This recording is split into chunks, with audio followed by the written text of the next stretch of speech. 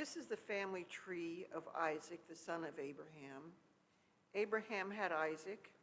Isaac was 40 years old when he married Rebekah, daughter of Bethuel the Aramean of Paddan Aram. She was the sister of Laban the Aramean. Isaac prayed hard to God for his wife because she was barren, and God answered his prayer, and Rebekah became pregnant. But the children tumbled and kicked inside her so much that she said, "If this is the way it's going to be, why go on living?" She went to God to find out what was going on. God told her, "Two nations are in your womb, two people butting heads while still in your body. One people will overpower the other, and the older shall serve the younger."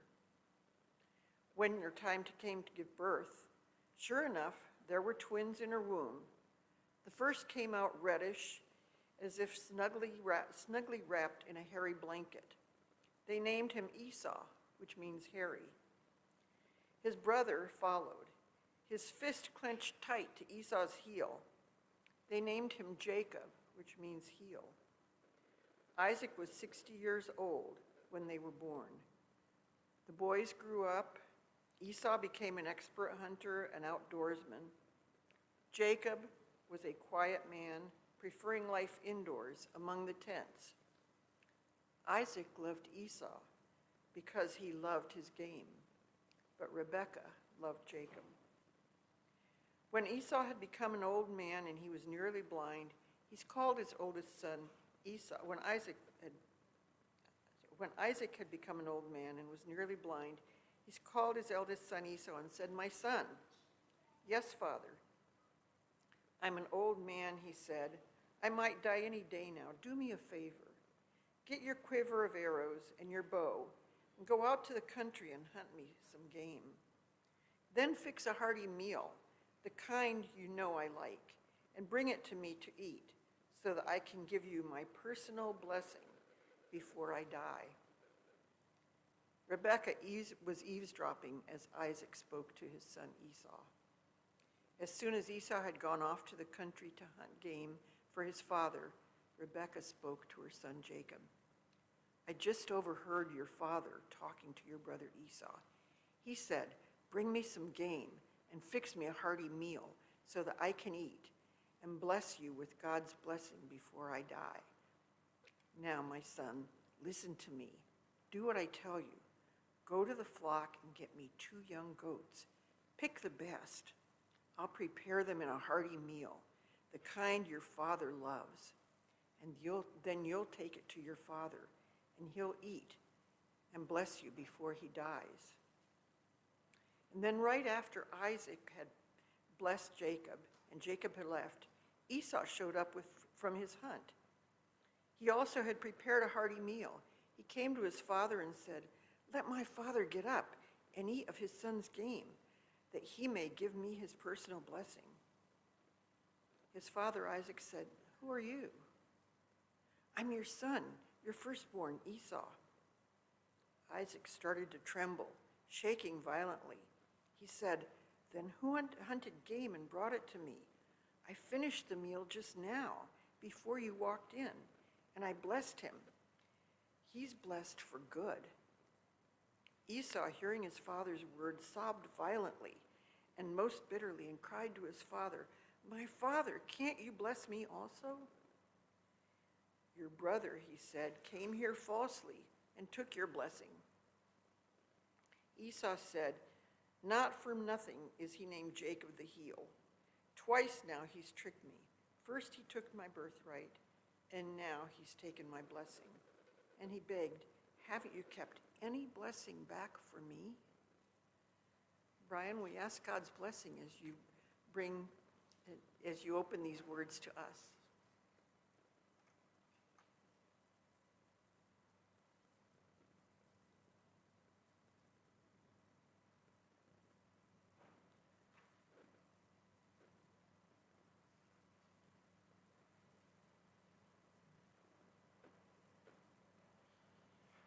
Good morning.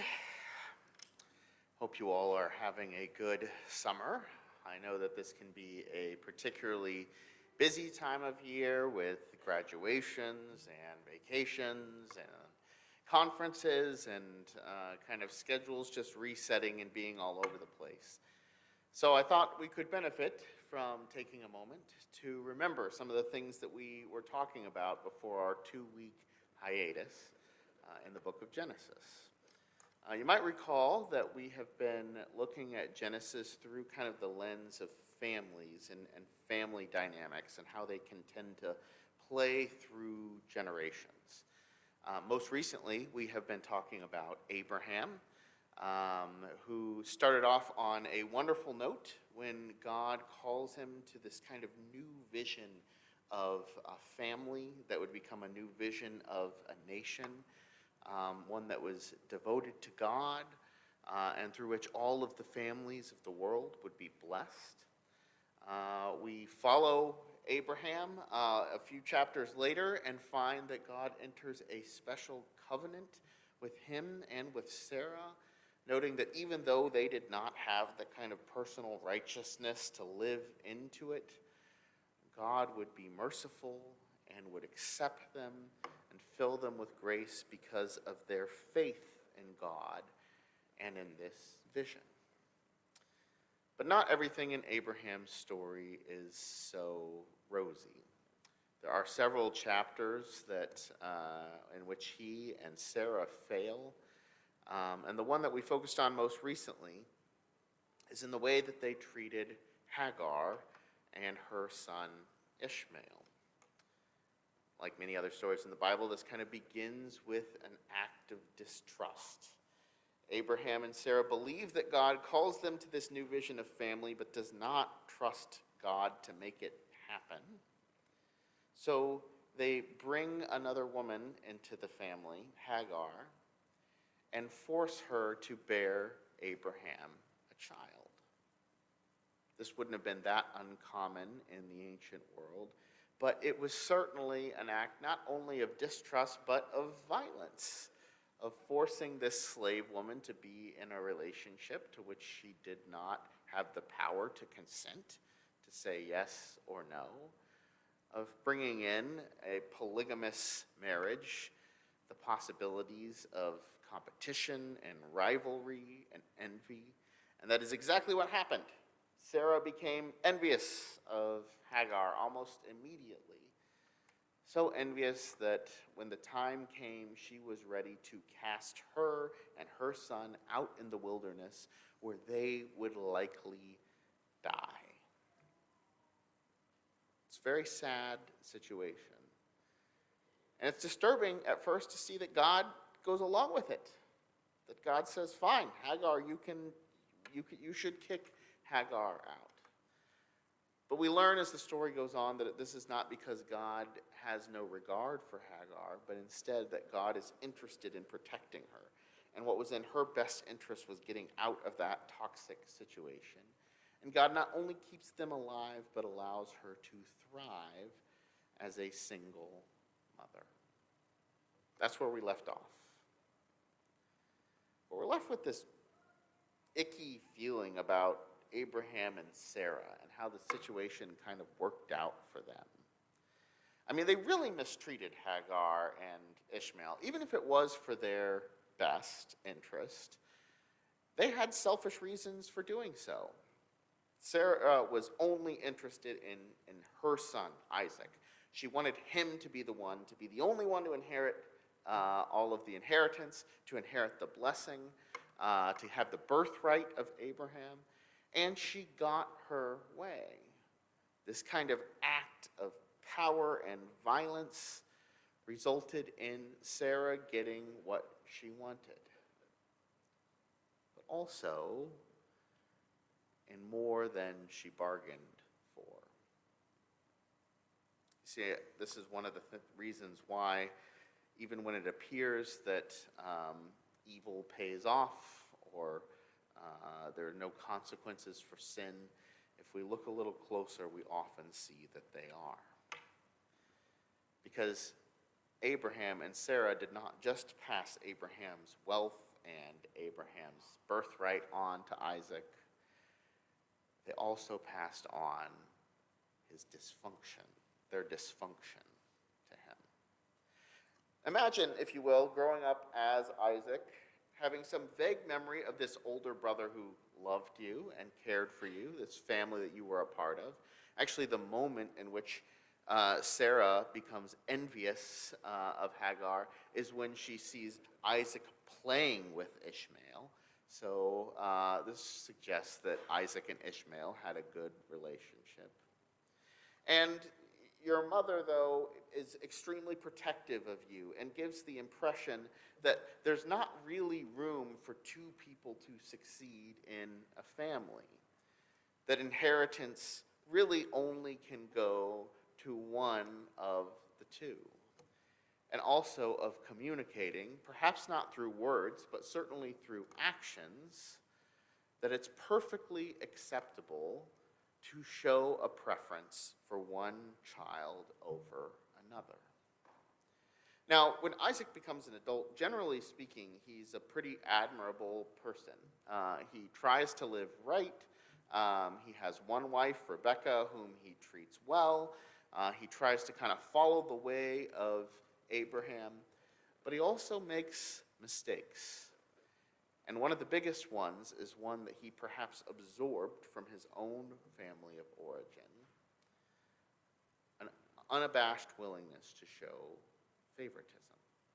Let's look at this passage again. It says, when the boys grew up, Esau was a skillful hunter, a man of the field, while Jacob was a quiet man living in tents. Isaac loved Esau because he was fond of game. That passage speaks volumes, not only because of what it says, that Isaac loved Esau, but what it doesn't say. It doesn't indicate that Isaac loved Jacob in the same way. He clearly had a preference for one of his children over the other. He bonded with Esau over this hunting and making meat and talking about food, this commonality that they had with each other. He had a harder time relating with his other son, Jacob. He had a clear favorite. And this was devastating for their family. Now, this isn't something that we talk about very often because there's kind of this widespread assumption that, yeah, parents don't show favorites and they shouldn't show favorites in our society. You don't go around hearing very many people say, oh yeah, so-and-so is my favorite kid, because appropriately, that's looked down upon as something that is not healthy or not fair to do. But that doesn't mean that favoritism doesn't still happen. In several studies, we found that favoritism is still a widespread issue in families. One back in 1975, when it anonymously interviewed fathers and mothers. 70% of fathers and 74% of mothers admitted to showing preferential treatment to one child over the others.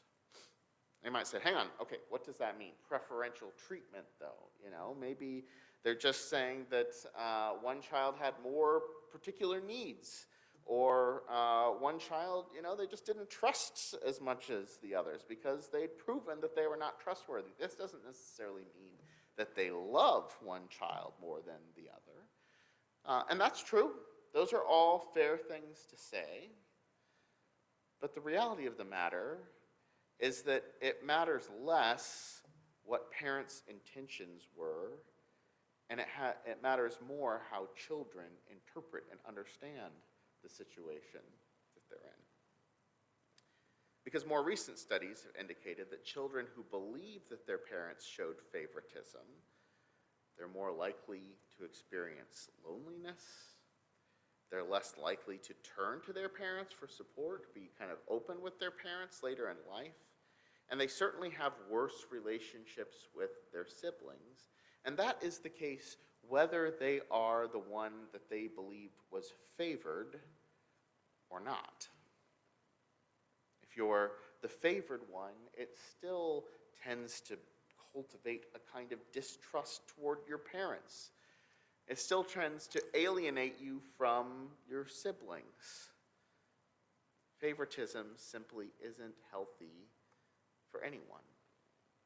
But in addition to these effects that it has on individuals, it has a kind of structural effect on families and communities. And we see that play out in this story too. You see it in that passage, we noted that when the boys grew up, Esau was a skillful hunter, a man of the field, and Isaac loved Esau because he was fond of game. And then the passage points out that Rebekah loved Jacob. Now, at the beginning of this same chapter, Rebekah seems to be deeply distressed at the possibility that either of her sons might be above or under the other. She seemed to have this kind of natural motherly care for both of them.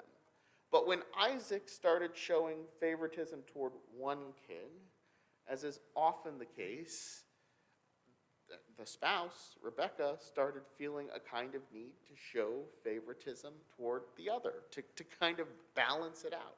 She didn't trust Isaac to look out for Jacob's best interests, and soon she finds herself advocating for Jacob over against Esau. Deceit and distrust emerges in the family. And it doesn't just stop there. Because at the moment when Esau becomes enraged, he finds out that Jacob has cheated him out of his blessing. Well, then it says that Rebekah was told what her older son Esau had said when he said that he intended to kill Jacob. She sent for her younger son Jacob and said to him, "Your brother Esau is planning to avenge himself by killing you. Now then, my son, do what I say. Flee at once to my brother Laban in Haran." Well, when things get tense in the family, she starts pulling on her closest family connection, her brother, to ask for help. And it doesn't actually stop there either. If we go on and read the story a bit further, all of a sudden Esau finds himself isolated. He had been the favored child of Jacob, but of Isaac, but Rebekah had kind of swayed in on the other side. So it says, now Esau saw that Isaac had blessed Jacob and sent him away to Padan Aram to take a wife from there. So Esau went to Ishmael and took his daughter to be his wife in addition to the wives that he already had. Esau finds himself feeling isolated, so he goes to the other side of the family, to the son that had been Isaac's rival, and seeks support and validation through a marriage relationship there. The family starts fracturing along these kinds of lines of alliances. And this would have serious long-term consequences, because as the Israelites understood it, later in their history, when they were in conflict with various nations around them, these had origins in these kinds of family disputes. For example, the nation that was the closest to Israel geographically and ethnically was Edom. This is perhaps a term, if you've read through the Bible or you've heard stories enough that you've heard of several times, Edom is mentioned in the Bible. Edom is the nation that was descended from Esau. In fact, the Bible often uses the words Edom and Esau interchangeably. There are several passages in the Bible in which great frustration and anger is expressed toward Edom. There's this one in Psalm 137 that says, "Remember, O Lord, against the Edomites the day of Jerusalem's fall." Now it's important to note that the Edomites did not cause Jerusalem's fall. The Babylonians caused Jerusalem's fall. But the Edomites were there laughing at them when it happened. And this so enraged the Israelites that they started cursing Edom before they even cursed the Babylonians. There are several oracles spoken against Edom in the prophetic literature, in Isaiah, Jeremiah, Ezekiel, and Amos. In fact, the entire book of Obadiah, all that it is an oracle against Edom. But to understand this, you have to understand that it's not just a random hatred, that it's a sense of betrayal coming from a nation that they really feel a kinship with. They recognize that these are supposed to be their brothers and sisters, their closest relatives, and they feel betrayed by the way that they're acting. And God even challenges them on this at points in the Bible, saying, for example, laying a specific law in Deuteronomy that says, do not abhor any of the Edomites, for they are your kin. They are the closest people group that there were. They were descended as well from Isaac and Abraham, but from Esau instead of from Jacob. And perhaps all of this messiness could have been avoided if there wasn't favoritism in this family. But lest you think that I'm just focusing in on parents and saying this is a message for parents, I want to note that favoritism occurs not just in families, but in lots of different settings. It can occur in the classroom. I generally have positive experiences with teachers, perhaps was even a favorite of teachers myself. I'm not sure. I didn't pay attention to that as much. But I have a very distinct memory of a time when I was in a class and I was clearly not the favorite. When teacher had preferences for the other people and not me. The things that I said and did were never interesting or valid. And oh, man, I remember that being such a demoralizing and discouraging experience. This can happen in the workplace. People often in workplaces, there's an expectation that those who perform better are going to be rewarded. But in addition to how well people work, there can be a kind of favoritism that emerges just through personal connection.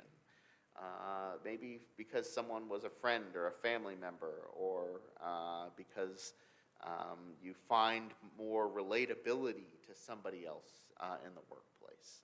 And numbers of studies have shown that this is devastating for morale. It causes distrust. It causes employees to want to leave. And it can happen in the church. If there's any kind of conflict or tension in church, there's a vulnerability there for some of us to say, well, you know, I prefer this leader over that leader. To kind of form these alliances where we have a group of people that we talk to and say, you know, we don't trust them. And it's perfectly natural for churches and for Christians to have disagreements over issues. It's expected that that's going to come up over time. But once we start crossing the line from discussing issues to discussing people, once it becomes a matter of, I don't like this person, I support this person, then that can easily lead to fractures and splits and cause long-term kinds of harm. That's why, just explicitly, we are commanded in the Bible, my brothers and sisters, believers in our glorious Lord Jesus Christ, must not show favoritism. Don't do it. But how? How can we avoid that? Because it's 100% natural to have feelings of preference. There might be one child that you connect with if you're a parent and that you understand, and another one you just cannot wrap your mind around why they do the things they do. You feel bad about it, but that's just the way it is. There are people whom you like more and who you trust more and who seem to be more reliable. And so, of course, you're going to want to align yourself with them, whether it's at school or at work or in a neighborhood or in a church. So what are we supposed to do? We're supposed to pretend that we don't have these feelings? We're supposed to try to suppress them somehow? Overcompensate by showing favoritism for the people that we tend to prefer and trust less? None of those seem to be particularly helpful solutions. While we might not be able to change how we feel, we can change how we interpret those feelings. and what we tell ourselves it means. Because oftentimes, the people who frustrate us are the ones who have something that we need to learn from. Especially if we are committed to the idea that every single person is in the church, at least, for a reason. That every single person has a gift or something to contribute.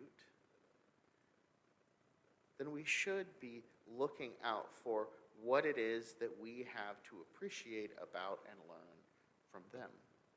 This is the point that Paul makes, one of the points that Paul makes in Corinthians when he's talking about the body of Christ, noting the possibility that some of us can just get frustrated with others and wish that they just weren't part of us. It says, the eye cannot say to the hand, I have no need of you, nor again the head to the feet, I have no need of you. On the contrary, the members of the body that seem to be weaker are indispensable. And those members of the body that we think less honorable, we clothe with special honor. We need to make a point to find and understand the value of each person that we interact with.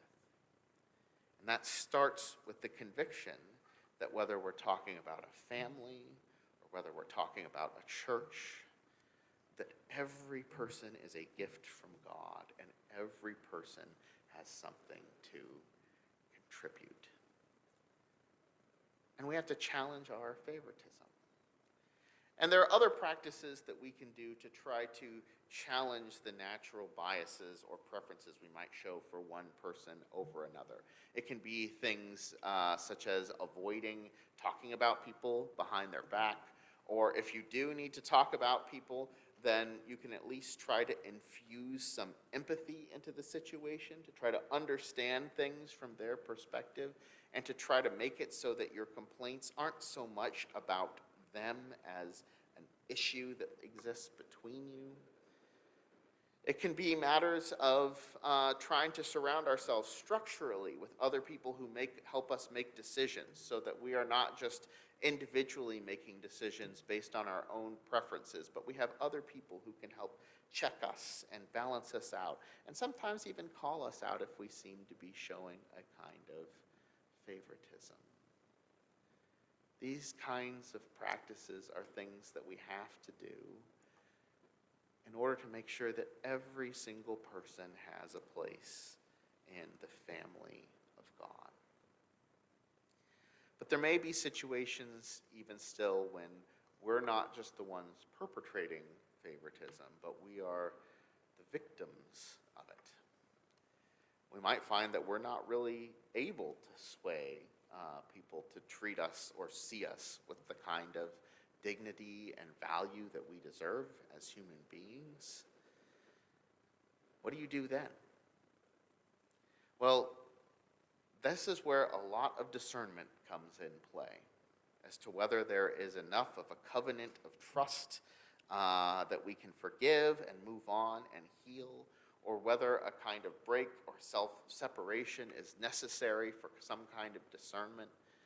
But either way, the thing that is the most important to remember is that even if other people don't see your value and make you feel lesser, God does not. God does not show favoritism. This is one of the great declarations that Peter makes in the book of Acts when he's being challenged on his own preferences for Jews over Gentiles. He says that God does not show favoritism, but accepts from every nation those who fear God and do what is right. Let that be our anchor and our vision. And let's seek not to repeat the mistakes that cause fractures and that can make things worse for generations to come, but to make every effort to maintain the unity of Christ in our homes and our communities.